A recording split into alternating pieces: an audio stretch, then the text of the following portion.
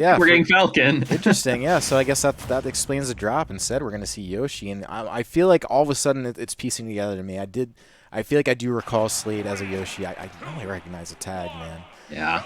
But anyways, yeah. So here we go. So I guess we'll see how this pans out. Yoshi also has some vortex potential. If you get caught in some of those up airs, and suddenly you're dead. A little bit different than the Falcon vortex, but a vortex all the same. Yeah, and I mean, Yoshi can definitely struggle with disjoints, but as we just saw there, that double jump armor will allow him to get through some of those high aerials that Sephiroth likes to throw off, like the up air, like the forward air, like the back air. So it definitely can, be to Yoshi's benefit to kind of jump at him, looking for a nair, looking for a forward air. But as we're seeing right now, Ravenking kind of in control of the situation, has a pretty hefty percent lead, and is just reclaiming space with this forward tilt and this forward air. Yeah, not a bad start. I mean, this is kind of... Oh, yep, there's the one wing coming out, which is the thing that you should be scared of, because you can definitely die pretty quick while it's out.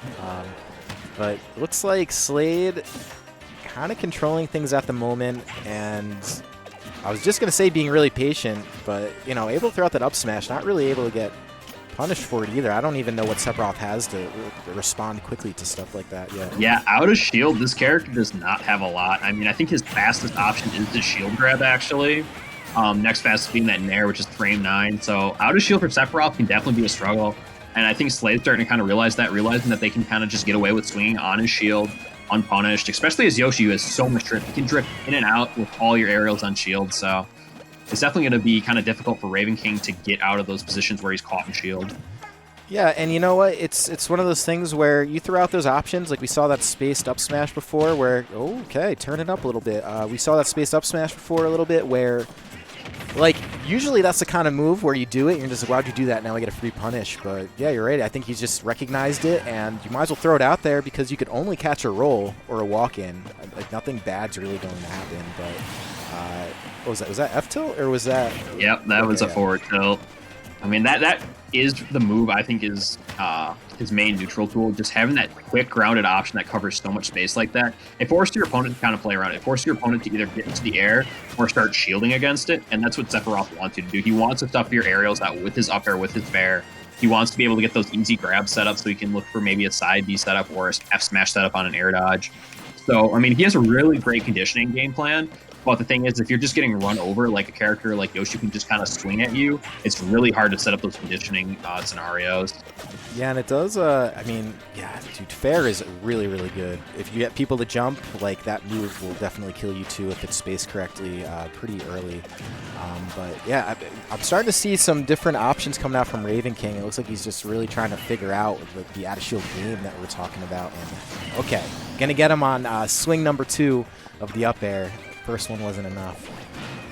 Dude, that up air is just ridiculous. I mean, it not only kills pretty early, but it just covers so much space. I mean, I've had people like try and jump past me and I'll catch them with a back hit and still get the KO. So it's so hard to maneuver around that. And as a character like Yoshi who wants to be in the air, you can only double jump once and tank one aerial once, but it doesn't stop him there. Slade able to find the up smash and even up the stock count here. Yeah, man. This has been pretty even through and through. I feel like this is actually a pretty good challenge for Ravenking, and really what we were talking about at the start, where you get to see that the character's pushed by players who just really know how to play the game well, figuring out matchups on the fly, and okay. He's fun. Yeah. Yoshi's egg throws pretty good. It is pretty good. That was actually misinput egg throw that led to the egg roll there. But Yoshi, again, having great double jump, and even up B momentum carrying to ledge. So it's all right. And honestly, dead even game here. Both these guys at 74. One wing is going to come up soon for Ravenking, though. So you got to be mindful of that if you are Slade. Yeah, man. This is a little scary on both ends here. Probably more scary for Slade at the moment. Actually, I don't even think I should have said that, because pretty much everything we were talking about, like, it just happened, right? Just throw out the up smash. There's really not a whole lot that's going to make you regret it immediately from Sephiroth, but you could only really benefit from it, and he did. He just won the game with it. So, that's not the right replay. Yeah, this is the right replay. Doing some time trap. Yeah, wrong. But yeah, I mean, great stuff to Slade. I mean, again, disjoints can be a struggle for Yoshi, but that lack of out of shield game from Sephiroth, I think, is what made it easier for Slade here. Just being able to kind of bully the shield and catch those out of shield options. He caught that jump out of shield quite a few times with the up smash, actually, or even an up tilt. Yeah. So, again, there are definitely some weaknesses to Sephiroth. He is a new character, so players are going to figure out ways to play around those weaknesses as, they get better and get more time with the character. But, I mean, Slade already has, a great idea of how to exploit this character's weaknesses. So, good stuff to them. Yeah, and absolutely. Probably just that's when like this person is really an expert on their characters, even with some new stuff. I don't want to say gimmicks quite yet, even though you could probably make the argument just because it's like a day 2 character, but figuring the stuff out on the fly isn't always easy, especially when you have someone with like a comeback mechanic too, because you could just drop a game in a second. Yeah, that's actually, I think, one of the first times we've seen Ravenking rip out that neutral B. I know, personally, I like using it a lot just to kind of use it as a conditioning tool. Sometimes you throw the fireball, sometimes you shield cancel it just to kind of bait a reaction from your opponent. But Ravenking's really just been opting more for playing with the aerials, the up air, the forward air, the bair. And I don't blame him because Yoshi's going to be in the air all the time. He's got a lot of great movement speed to get in on you if you do try and pull a projectile. So just trying to abuse that disjoint and keep Yoshi out. Yeah, I do think he should be using that neutral B a lot more. Although, yeah, I don't see why not. I do feel like Slade has mostly been staying on top of Ravenking, and I think that's basically the game plan against Sephiroth. But there's the up tilt coming out, and that move might not have the biggest radius, but it's pretty strong. Oh, yeah. I mean, a tip or up tilt can kill you at about 100%, even as a character like Yoshi. That's a move you always got to watch out for. I mean, just jumping above Sephiroth never feels like it's a great idea unless he's shielding, because that up air covers so much, up tilt covers so much, but ooh, catch the jump there, and Slade evening up this game right away. So yeah, avoid over top of Ganon, because we've already seen what up air looks like and how much that could kill you. You've already seen what up tilt can do, and even if there's platforms, does that reach the top platform of Battlefield by chance? I'm not 100% sure, actually. It looks like most of my time on the new stage, so true. Thinking as much Battlefield gameplay as I would like. Very true. I think that stage, it's crazy we got another legal stage, but that's a topic for a different time. But yeah, we'll see what Ravenking's got here. Another thing we haven't seen too much is down air. I know it's pretty committal for Sephiroth, but I feel like it does have its uses. I see clips of that thing hitting underneath stages, which is insane, through the stage.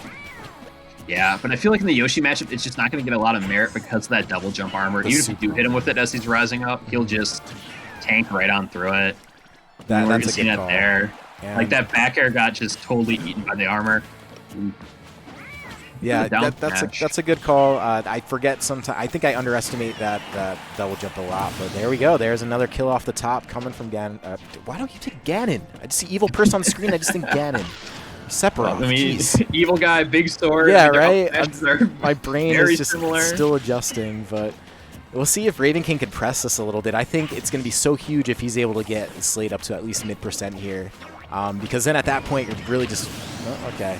Not going to get it, but still, with a little bit of lead here. But what I was going to say is just being able to fish for that stray hit for Sephiroth is a lot easier than having to build a %, especially with the way Slade's been playing. Yeah, for sure. I mean, one other move we haven't seen Ravenking really pull out at all is that side B from Sephiroth. Honestly, I'm a huge fan of that move just because, I mean, I like Mega Man Crash Bomb so much, and it's very similar with how you play with it and how you pressure your opponent. Ooh, oh my God. Caught him out the up B. That's gonna be it. That's it. That's the set. That's a 2-0. That's you hate to see it if you're Ravenking, but that was just so well played by Slade. He's really just going out there and really kind of showing how, I guess, vulnerable Sephiroth is or can be off stage. That's twice he took him out there, just kind of following him and using fair at the right time. Yeah, I think it happened on this first stock. Yep, there it is, and then it happened on the last stock. Yeah, I mean, that up B from Sephiroth, if you go for the, I think it's Octo Slash, it has a ton of startup. I think it's around 20 plus frames for it to actually go off. Yeah, it has that big hitbox, but you're stuck in place for quite a while. And as we saw right there, Ravenking tried to charge it up and just got decked by the forward air from Yoshi.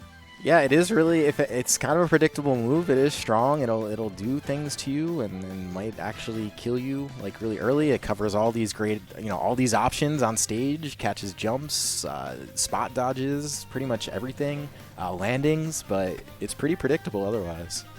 Yeah, I mean, honestly, it reminds me a lot of Firefox. I know even the direct they mentioned, like, hey, it's 8 directions like Firefox. You can angle it, but just the startup aspect of it is very similar. And the fact that also if you're too late on it and you get hit by the hitbox, it might not work out in your favor. You might be taking a pretty nasty trade there off stage. I mean, Firefox is known for doing that, but Octoslash even more so. I've seen people get killed across the stage at like 120 with that move. I mean, it hits you like I guess I would assume 8 times. Is that why it's called Octoslash? I mean, either way, it's strong. Yeah, it's really strong, and it's a recovery move. So he has. If you don't charge it much, you just kind of do a dash. But like, yeah, if you're charging it up, you're kind of a sitting duck in some places.